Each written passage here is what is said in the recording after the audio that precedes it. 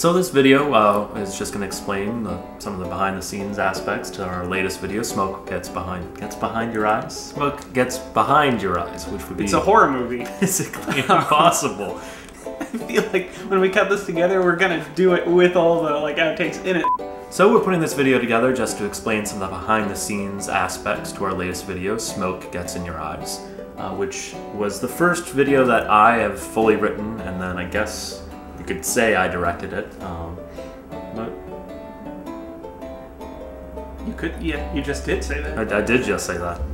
So we don't want to bore you with the intricacies of directing. We'll save that for another video. Right. You will be so bored. We do have a few issues that arose during shooting that we want to talk about. First, business.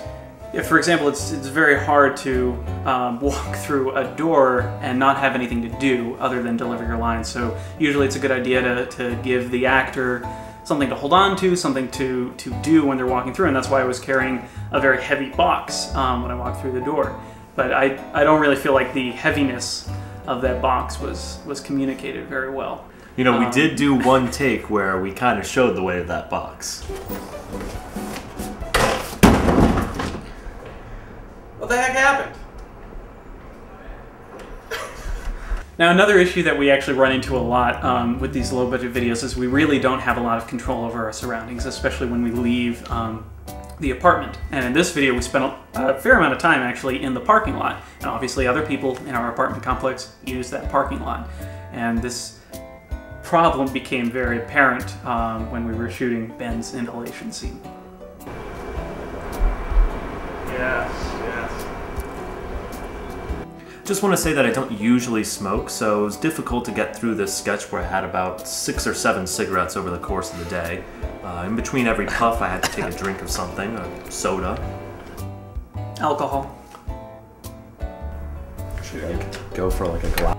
Once again, we'd like to thank our friend Garrett Steiger, who often helps us out on our projects. And, you know, he doesn't ask for anything in return, which is the great thing about him. And we treat him with the utmost respect. Okay. Well, you look beautiful. All right. Tell him something he doesn't know. Garrett, you're an idiot. He doesn't know that. He does now. No, he still doesn't. You know why? Because he's an idiot. Because he's an idiot. Another issue is sound. We do have some fairly good microphones. Well done on your part for that. But we do have loud neighbors to our side and above us. Not really above us per se, but she does like to walk around wearing heels in the middle of the afternoon.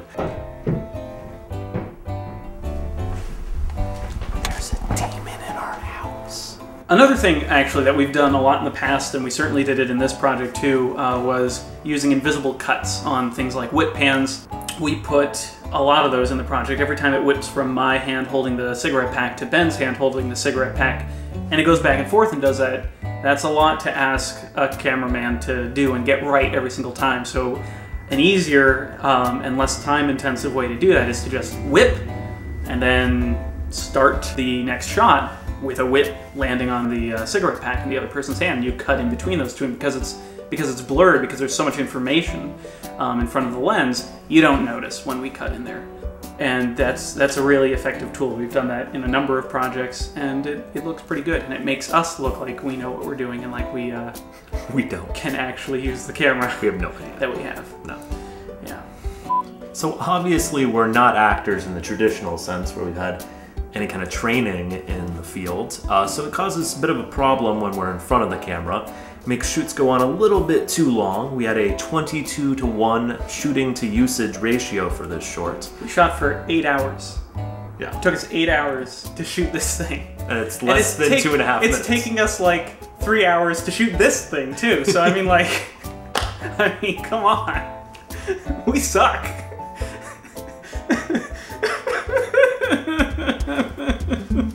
How did it know that? How did it know that?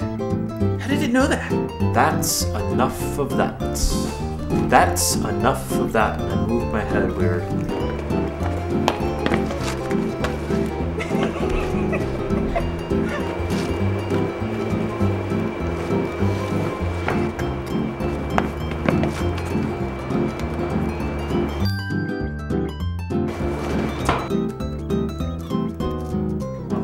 We are brilliantly backlit right now, though. Brilliant. I'll tell you that. Well, they're looking awesome. We bought them for the... No, I didn't say it.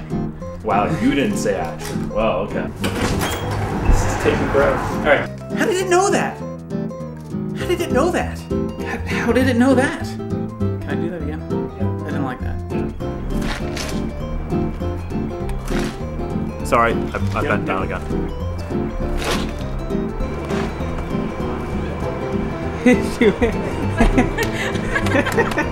Okay, you ready? Are you ready? Can we wrap this up, please? I'm just giving him gold, and he's there farting around behind the camera. That's very embarrassing for me. Very embarrassing. Okay. That's enough for that.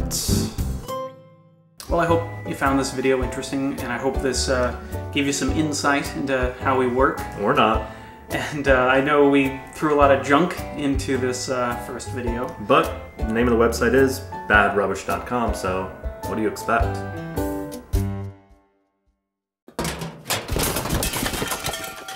Good riddance.